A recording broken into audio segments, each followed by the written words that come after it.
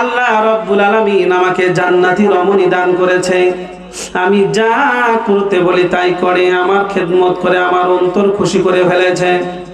আল্লাহ নবী বললেন, তা ঠিক আছে, কিন্তু যে তিনটি আমলের বিনিময়ে তুমি তোমার স্ত্রীকে বিবাহ করেছিলে, এই তিনটি আমল কি তুমি পরিপূর্ণভাবে করো? মুসলমান ভাই আমার দিকে তাকান। এবার পুরুষ সাহাবী বলতেছেন, ইয়া রাসূলুল্লাহ, সেদিনও বলেছিলাম, আজও বলি, এই তিনটি আমল আমি পরিপূর্ণভাবে করি। এমন একটা স্বামী আপনার কাছে চায় যার ভিতরে এই তিনটা আমল থাকবে। তোমাদের মধ্যে কি এমন কোন আমল ওয়ালা সাহাবী আসনি? থাকলে দাঁড়ায় যাও। কেউ দাঁড়ায় না। আল্লাহ নবী তৃতীয়বার আবার বললেন, কেউ থাকলে দাঁড়ায় যাও। এমন মুহূর্তে ওই মসজিদে নববীর এক কোণার থেকে একজন লিকলিকা লম্বা সাহাবী দাঁড়িয়ে গেলেন। একদম লিকলিকা লম্বা সাহাবী, তার অবয়ব এমন ভাবে বর্ণনা করা হয়েছে, সাহাবীর গায়ে গোস্ত কম ছিল, লম্বা ছিল, মুখের মধ্যে দাড়ি পাতলা পাতলা ছিল। এমন একজন সাহাবী দাঁড়িয়ে গিয়ে বললেন, ইয়া রাসূলুল্লাহ, ওই আল্লাহর কসম করে বলি যে আল্লাহর কুদরতি হস্তে আমার জান এই তিনটা আমল আমার মধ্যে পরিপূর্ণ আছে। মুসলমান ভাইরা আমার, আপনারা যারা আল্লাহ রাসূলের জীবনী পড়েছেন দেখবেন এর ভিতরে আছে, আল্লাহ নবী যখন মসজিদে নববী বানালেন, এই মসজিদে নববীর একটা অংশ বেড়া দিয়ে হযরতে আয়েশার ঘর বানিয়ে দিয়েছিলেন। এই জন্য হযরতে আয়েশা মসজিদে নববীর সমস্ত ঘটনা বলতে পারতেন, আর এই জন্য হযরতে আয়েশা অনেক হাদিস বর্ণনা করেছে। মুসলমান ভাইরা খেয়াল করেন, হযরতে আয়েশা বলেন, একদিন আল্লাহর নবী মসজিদে নববীর ভিতরের মেম্বারের মধ্যে বসে আছে, আর আল্লাহ নবী বয়ান করতেছিলেন, ওনার সামনে অনেকগুলো সাহাবী বসা, চাতক পাখির মতো সবাই আল্লাহ রাসূলের বয়ান শুনতেছিলেন। হযরতে আয়েশা বলেন যে আল্লাহ নবী মসজিদে নববীর মেম্বারে বসে বয়ান করতেছিলেন, আর সাহাবীরা সামনে বসা। আল্লাহ রাসূলের আওয়াজটা একবার বড় হয়, একবার ছোট হয়, একবার বড় হয়, একবার ছোট হয়। আল্লাহ রাসূলের কথার আওয়াজ এমন বড় হচ্ছে, আমি ফাঁক দিয়ে দেখি আল্লাহ রাসূলের চেহারাটা লাল হয়ে গিয়েছে। আবার আল্লাহ রাসূলের চেহারা স্বাভাবিক হালাতও আসে। আল্লাহ রাসূল বয়ান করতেছিলেন, শুধু আল্লাহর নবী আওয়াজ শোনা যাচ্ছে, আর সাহাবীরা একদম নীরবতার সাথে আল্লাহ রাসূলের বয়ান শুনতেছিলেন। হঠাৎ করে একটা পর্দা ছিল মসজিদ নববীর ভিতরে, ওই পর্দার আড়াল থেকে মিয়ালি কণ্ঠের সালামের আওয়াজ, আসসালামু আলাইকুম ইয়া রাসূলুল্লাহ। মুসলমান ভাইরা আমার, আওয়াজ দিয়ে বলবে, আল্লাহর নবী কি শুধু পুরুষদের জন্য নবী না মেয়েদের জন্য নবী? মেয়েদের জন্য নবী, সবার জন্য নবী। আল্লাহ নবী পুরুষ সাহাবীদের থেকে মুখটা ঘোরালেন, পর্দার দিকে করলেন, জিজ্ঞেস করলেন, মা কে তুমি? কোথায় থেকে এসেছো? কি জন্য এসেছো? মুসলমান ভাই খেয়াল করে শোনেন, আল্লাহ নবীর কথার ধরন কেমন ছিল দেখেন।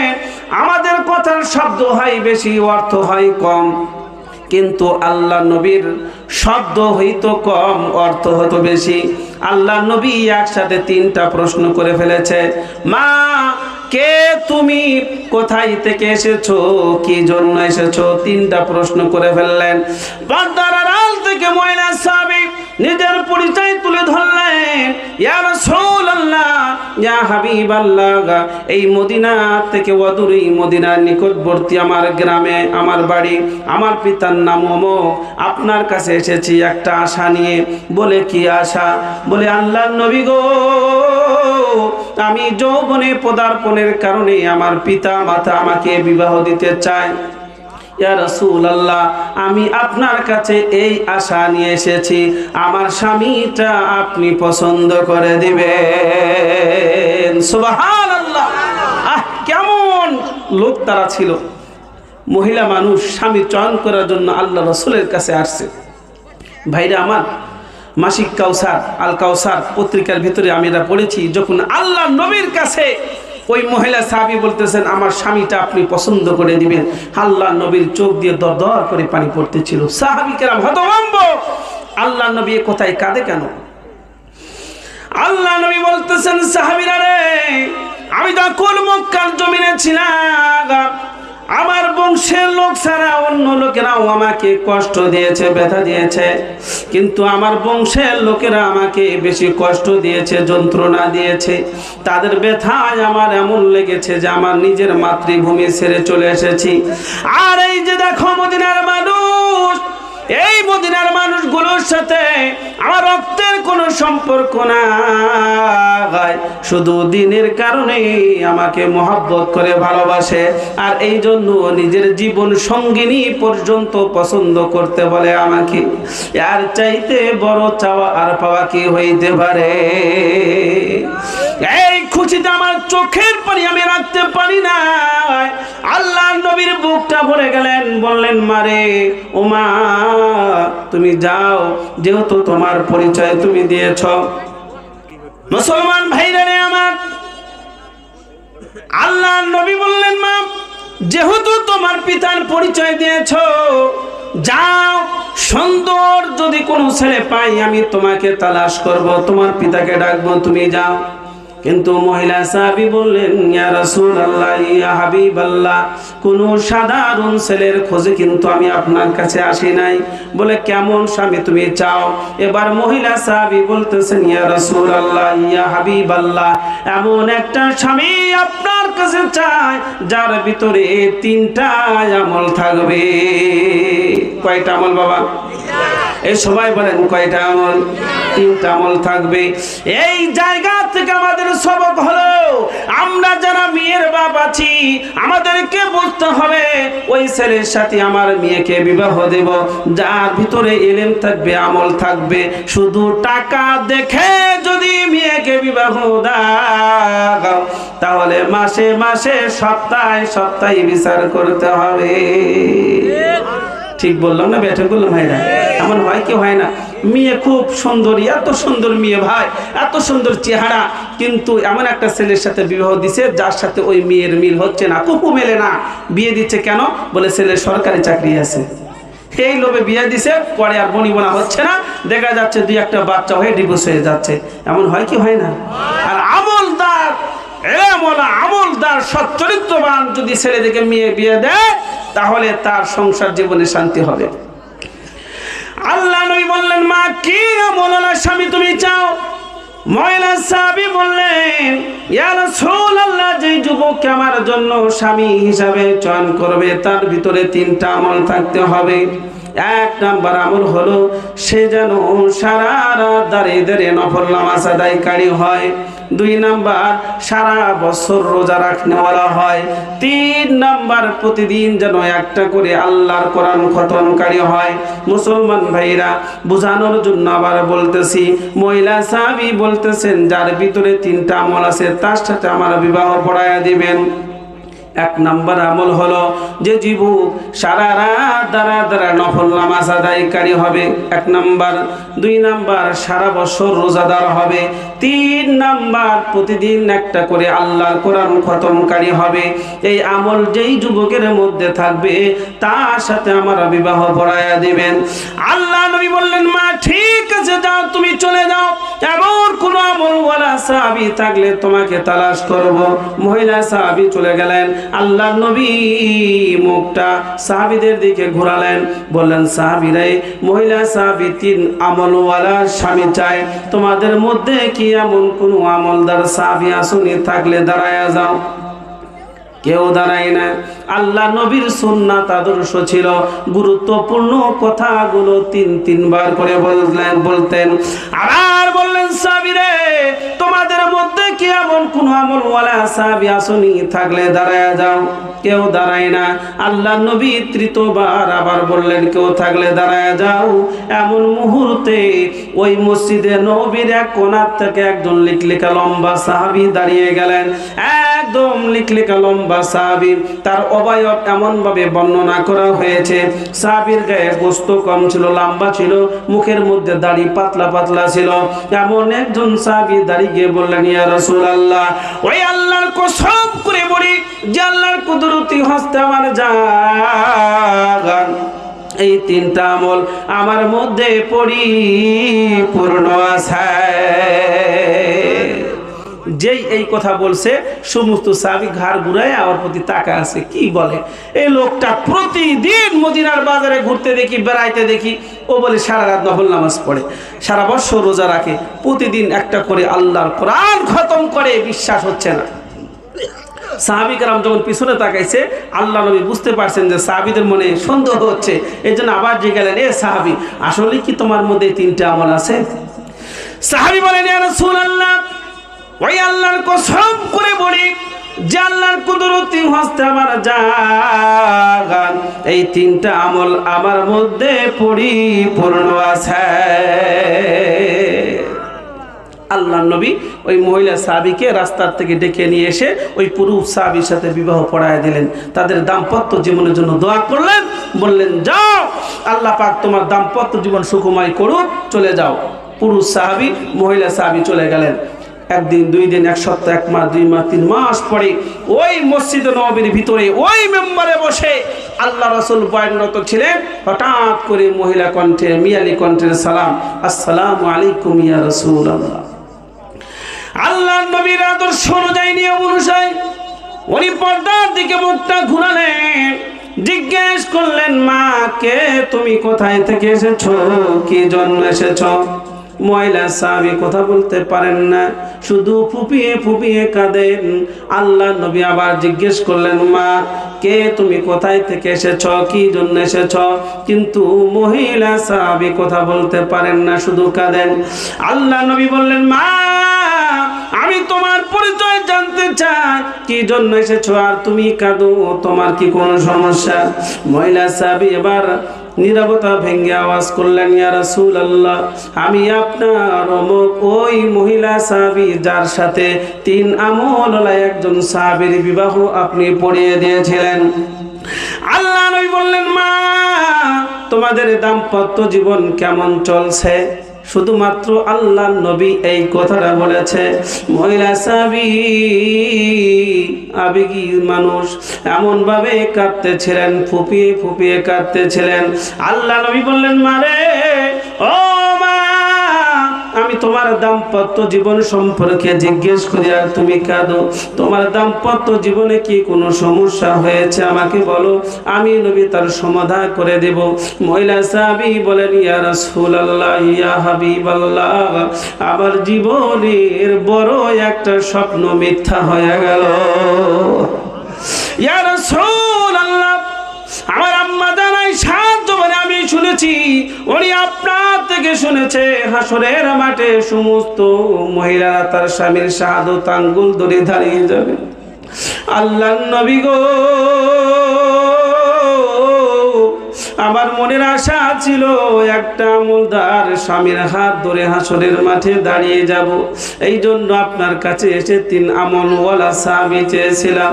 আল্লাহর নবী গো, দীর্ঘ 3টি মাস ঘর সংসার করলাম, আমার স্বামীর মধ্যে একটা আমল আমি পাই না, একটা আমল আমি তার মধ্যে পাই নাই। কোনোদিন দেখি নাই যে রাত্রিতে দাঁড়িয়ে দাঁড়িয়ে নামাজ পড়তেছে, কোনোদিন দেখলাম না দিনের বেলা রোজা রাখছে, কোনোদিন দেখলাম না যে আল্লাহ পাকের কালামুল্লাহ শরীফের একটা জিলদ, একটা খণ্ড খুলে খুলে পড়তেছে। আল্লাহ নবীর শেষ যুগে, আল্লাহ রাসূলের একদম হায়াতের শেষ দিকের কথা। আল্লাহ নবী বললেন, এমন তো হতে পারে না। হযরত ওমর বসা ছিলেন, উনি লাফা দ্বারা বলতেছেন, ইয়া রাসূলুল্লাহ, সেই দিনই আমার মনের ভিতরে সন্দেহ ছিল, এটা হতে পারে না, বিয়ে করার লোভে এমন কথা বলেছে। কিন্তু ইয়া রাসূলুল্লাহ, আপনার সামনে কথা কেমনে বলি, ইয়া রাসূলুল্লাহ অনুমতি দেন।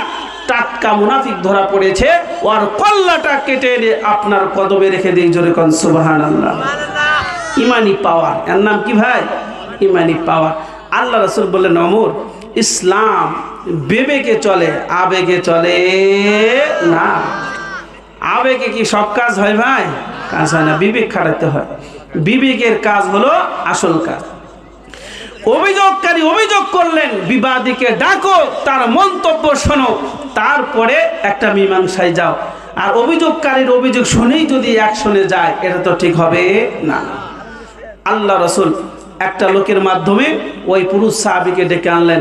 একদম আল্লাহ রাসূলের সামনে দাঁড়িয়ে আছে। আল্লাহ নবী জিজ্ঞেস করলেন, সাহাবী তোমাদের দাম্পত্য জীবন কেমন চলছে? সাহাবী বললেন, আলহামদুলিল্লাহ হুজুর, আল্লাহ পাক আমাকে জান্নাতি রমণী দান করেছেন। সুবহানাল্লাহ। এ ভাইরা একটা পুরুষের যদি স্ত্রী বিবি ভালো হয়, একটা পুরুষের যদি বিবি ভালো হয়, তার জন্য দুনিয়া ছোট্ট জান্নাত, ঠিক কি না? আর আল্লাহ না করুক যদি তার ঘরের আহলিয়া বিবি যদি খান্নাস হইল ভাই, তার জন্য দুনিয়াটা জাহান্নাম, দুনিয়াটা ছোট্ট জাহান্নাম। হুজুর আল্লাহ রাব্বুল আলামিন আমাকে জান্নাতি রমণী দান করেছে, আমি যা করতে বলি তাই করে, আমার খেদমত করে, আমার অন্তর খুশি করে ফেলেছে। আল্লাহ নবী বললেন, তা ঠিক আছে, কিন্তু যে 3টি আমলের বিনিময়ে তুমি তোমার স্ত্রীকে বিবাহ করেছিলে, এই 3টি আমল কি তুমি পরিপূর্ণভাবে করো? মুসলমান ভাই আমার দিকে তাকান।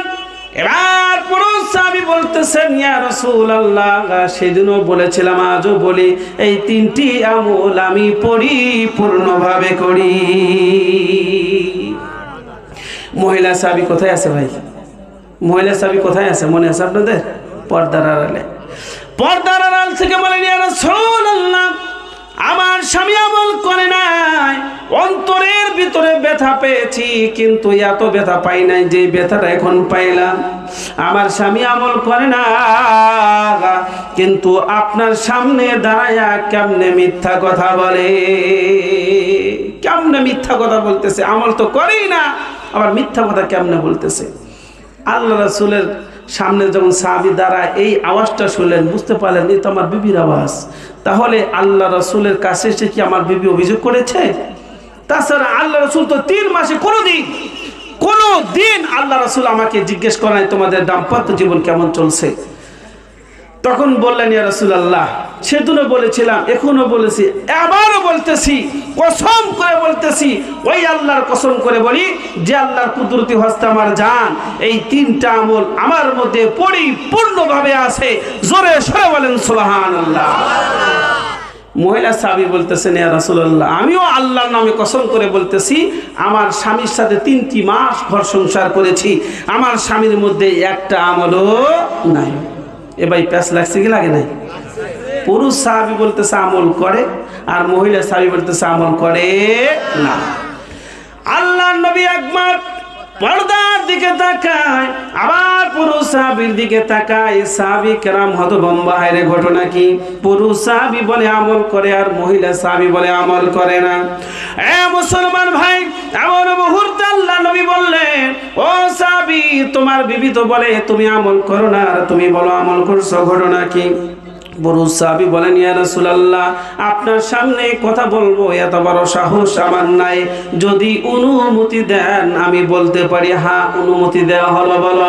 এবার পুরুষ সাহাবী বলেন, ইয়া রাসূলুল্লাহ, আমার জন্য প্রথম নাম্বার আমল কি ছিল? এ ভাইরা কি ছিল? সারা রাত দাঁড়িয়ে দাঁড়িয়ে নফল নামাজ আদায় করা। মুসলমান ভাইরা আমার খেয়াল করে শোনেন, অল্প সময়ের ভিতরে আমার বয়ানের ইতি টানবো। আল্লাহ নবী বললেন, সাহাবীরে ঘটনা কি? এবার পুরুষ সাহাবী বলতেছেন, ইয়া রাসূলুল্লাহ, আমার জন্য প্রথম নাম্বার আমল কি ছিল? বলে সারা রাত দাঁড়িয়ে দাঁড়িয়ে নফল নামাজ আদায় করা। বলতেছেন, ইয়া রাসূলুল্লাহ, এই আমলটা করি এইভাবে, আমি একটু খেয়াল করে শোনেন বাবা, এটাই আমাদের মুখ্য উদ্দেশ্য। এবার সাহাবী বলেন, ইয়া রাসূলুল্লাহ, আমি আপনার পবিত্র জবানে শুনেছি, সহিহ হাদিসের ভিতরে কোনো দুর্বলতা নাই। আল্লাহ রাসূল বলেছেন, ও ইয়া রাসূলুল্লাহ, আপনার পবিত্র জবানে শুনেছি, কোন মানুষ যদি মহল্লার মসজিদে গিয়ে শান নামাজ জামাতের সাথে আদায় করলো, বাড়িতে আসলো, ঘুমিয়ে গেল, আবার ফজরের আযান হওয়ার পর মসজিদে এসে ফজর নামাজ জামাতের সাথে আদায় করলো, আল্লাহ রাব্বুল আলামিন ওই ব্যক্তির আমলনামার ভিতরে সারা রাত দাঁড়িয়ে দাঁড়িয়ে নফল নামাজ পড়ার সওয়াব লিখে দেয়। ইয়া রাসূলুল্লাহ, আপনার পবিত্র জবানে এই কথাটা শোনার পর থেকে আজ পর্যন্ত আপনার পিছনে ঈশার নামাজ পড়ে আসি, বাড়িতে এসে ঘুমায়া যায়, আবার আপনার পিছনে গিয়ে ফজর নামাজ আদায় করি। এবার বলেন, আমার আমলনামার মধ্যে কি সারা রাত দাঁড়িয়ে দাঁড়িয়ে নফল নামাজ পড়ার সব লেখা হবে কি হবে না? এ ভাই হবে কি হবে না? হবে। তাহলে ভাই এই আমলটা আমাদের এখান থেকে শিক্ষণীয়, এই আমলটা আমাদের শিক্ষণীয়। এশার নামাজ মহল্লার মসজিদে এসে জামাতের সাথে আদায় করবেন, আবার ফজর নামাজ এসে জামাতের সাথে আদায় করবেন। দেখেন আমাদের ইসলাম ধর্ম কত মায়ার ধর্ম, কত সহজ ধর্ম, যে সারা রাত দাঁড়িয়ে দাঁড়িয়ে নফল নামাজ পড়ার সব আল্লাহ পাক আমার আপনার আমল নামার মধ্যে লিখে দিবে। জোরে কোন সুবহানাল্লাহ। এ ভাইরা আমলটা করা যাবে কি যাবে না? আমরা শুধু 2 ওয়াক্তই পড়বো আর বাকি 3 ওয়াক্ত পড়বো না, তাই তো ভাই? সব ওয়াক্তই মসজিদে গিয়ে আদায় করবেন। নামাজের পূর্ণাঙ্গতা হলো জামাতের সাথে আদায় করা। আল্লাহর নবী শুধু নামাজ পড়েন নাই, জামাতের সাথে নামাজ পড়েছে। সুবহানাল্লাহ বলে। আর আমরা তো নামাজই পড়ি না। নামাজ যদি কোনো মানুষ না পড়ে, দুনিয়াতে 3টা শাস্তি পেতে হবে, কবরে 3টা শাস্তি পেতে হবে, হাসরের মাঠে 3টা শাস্তি তার জন্য অপেক্ষায় আছে। আর কোনো মানুষ যদি 5 ওয়াক্ত নামাজ পড়ে, আল্লাহর নবী বলেন 5 ওয়াক্ত নামাজিকে আল্লাহ পাক স্বয়ং নিজে 5টা পুরস্কারে পুরস্কৃত করবেন। জোরে কোন সুবহানাল্লাহ। ভাইরা নামাজ পড়ার দরকার আছে কি নাই? যে যত বড় পীর হন, যে যত বড় আলেম হন, যে যত বড় নেতা হন, যে যত ছোট মানুষ হন না কেন, যদি জ্ঞান থাকে তাহলে নামাজ ছাড়া উপায় না। নামাজ পড়তে হবে, নামাজ পড়তে হবে, নামাজ পড়তে হবে, নামাজ ছাড়া কোনো উপায় নাই। মুসলমান ভাইরা আমার খেয়াল করে শোনেন, ইয়া রাসূলুল্লাহ, আমি আপনার জবানে এই আমলটা শোনার পর থেকে নিয়ে আজ পর্যন্ত এই আমলটা ছাড়ি নাই। আপনার পিছনে এশার নামাজ আদায় করি, বাড়িতে ঘুমায়া যায়, আবার যখন ফজরের আজান হয়ে যায় আপনার পিছনে এসে মসজিদে নববীতে ফজরের নামাজ আদায় করি। এবার বলেন আমার আমল নামার মধ্যে কি সারা রাত দাঁড়িয়ে দাঁড়িয়ে নফল নামাজ পড়ার সব লেখা হবে না? বলে হবে। তাহলে কি আমি আমল করি নাই? হ্যাঁ তুমি আমল করেছ। মহিলা সাহাবী পর্দার আড়াল থেকে ভাবে না, হাই রে আমরা মেয়ে মানুষ আল্লাহ নবীর দরবারে আসতে পারি না, এই আমলের যে এই মহত্ব আগে যদি জানতে পারতাম তাহলে বলতাম আমার স্বামী একটা আমল করে 2টা করে না। সামনে আর কয়টা আছে ভাই? 2টা আছে। সারা বছর রোজা রাখতে হবে, কোনোদিন ওরা আমি রোজা রাখতে দেখি নাই, দেখি কেমনে পার হয়ে যায়। বড় সাহাবী বলতেছেন ইয়া রাসূলুল্লাহ, আমি আপনার পবিত্র জবানে শুনেছি কোন মানুষ যদি রমজানের 30টি রোজা রাখার পরে শাওয়ালের 6টি রোজা রাখলো, আল্লাহ রাব্বুল আলামিন ওই ব্যক্তির আমল নামার মধ্যে সারা বছর নফল রোজা রাখার সওয়াব লিখে দেয়। ইয়া রাসূলুল্লাহ, আমি রমজানের 30টি রোজা রেখেছি, শাওয়ালের 6টি রোজাও রেখেছি, এবার বলেন আমার আমল নামার মধ্যে কি সারা বছর রোজা রাখার সব লেখা হবে না? বলে হবে। তাহলে কি আমি আমল করে নাই? করছে কি করে না ভাই? করছে। এ ভাইরা এখানে একটা শিক্ষা আছে, সেটা কি? যে অনেকে মনে মনে ভাবতেছে যায় যে শাওয়ালের 6 রোজা রাখলেই যদি সারা বছর রোজা রাখার সব পাওয়া যায়, তাহলে রমজান রোজা রাখবো কেন? রমজান রোজা বাদ, শাওয়ালের 6টা রোজা রেখেই পার হয়ে যাবে। অনেকে ভাবতে পারেন ও ভাইরা এগুলো নফল ইবাদত, ফরজ বাদ দিয়া নফল নেওয়া করলে কোনো লাভ নাই। একটা হিসাব এখানে আছে, আমি আপনাদের খুলে বলি। আমাদের উম্মতে মুহাম্মাদের বৈশিষ্ট্যের ভিতরে একটা বৈশিষ্ট্য এটা, যে আমরা যদি একটা নেকি করি, আল্লাহর হাবিব বলেন যে আমার উম্মতের হায়াত কম, একটা নেকি করবে, আল্লাহ পাক একটা নেকির বদলায় 10টা নেকি দান করে। সুবহানাল্লাহ।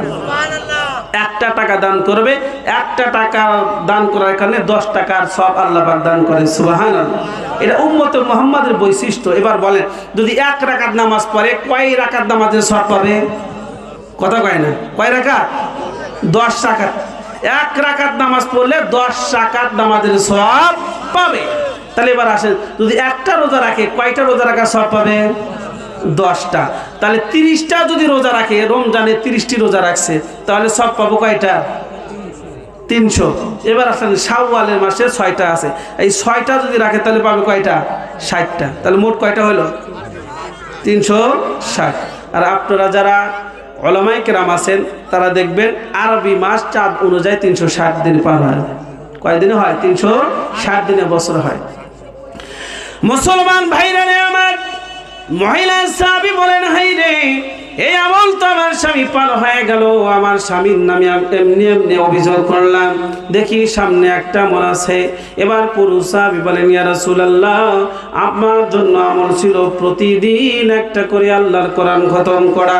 ইয়া রাসূলুল্লাহ, আমি আপনার পবিত্র জবানে শুনেছি কোন মানুষ যদি বিসমিল্লাহ সহ সূরা ইখলাস 3 বার পাঠ করে, আল্লাহ রাব্বুল আলামিন তার আমলনামার ভিতরে একটা পূর্ণ কোরআন খতম করার সব লিখে দেয়।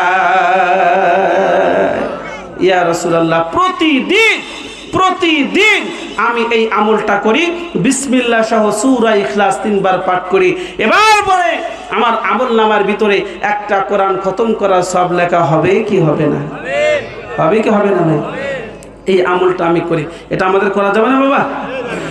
এখানে কি হচ্ছে দেখেন তো। আল্লাহ নবী বললেন, আয়েশা, ঘুমানোর আগ মুহূর্তে তোমাকে পূর্ণ কোরআন খতম করতে হবে এমনটা আমি বুঝাই নাই রে আয়েশা। তুমি যদি ঘুমানোর আগ মুহূর্তে বিসমিল্লাহ সহ সূরা ইখলাস 3 বার পাঠ করো, আল্লাহ রাব্বুল আলামিন তোমার আমলনামার ভিতরে একটা পূর্ণ কোরআন খতম করার সব লিখে দেবে। এই আমলটা করা যাবে কি যাবে না বাবা? ঘুমানোর আগ মুহূর্তে আজু বাজু না ভেবে, অনার্থক কোনো কথা না ভেবে আপনারা এই আমলটা করবেন। যে ঘুমানোর আগে তোমাকে আমি ওই কোরআন পূর্ণ খতম করতে বলি নাই, তুমি যদি বিসমিল্লাহ সহ সূরা ইখলাস 3 বার পাঠ করো, আল্লাহ রাব্বুল আলামিন তোমার আমলনামার ভিতরে একটা কোরআন খতম করার সব লিখে দিবে। জোরে বলেন সুবহানাল্লাহ। এ ভাইরা, আমরা যে 5 ওয়াক্ত নামাজ পড়ি, এই আমি এশার নামাজ পড়ে আসলাম, এই এশার নামাজ যে আমার কবুল হয়েছে, এই গ্যারান্টি কি আমি দিতে পারবো? এ ভাইরা, দিতে পারবো? হ্যাঁ, প্রবল ইচ্ছা আছে এবং আশা রাখি আল্লাহর কাছে, অবশ্যই আমার আল্লাহ পাক আমার এই ঈশান নামাজ কবুল করবেন। আমি আল্লাহর কাছে প্রবল আশা রাখতে পারি, কিন্তু কবুল যে হবে এর গ্যারান্টি আছে না। কিন্তু আমি একটা জায়নামাজ বিছাই দিলাম, ভাই আপনি নামাজ পড়েন। উনি দাঁড়িয়ে, এখানে আমার জায়নামাজ কিনা দেওয়া জায়নামাজে উনি দাঁড়িয়ে নামাজ পড়লেন, আমি ওনাকে ডেকে নিয়ে এসে নামাজ পড়তে বললাম।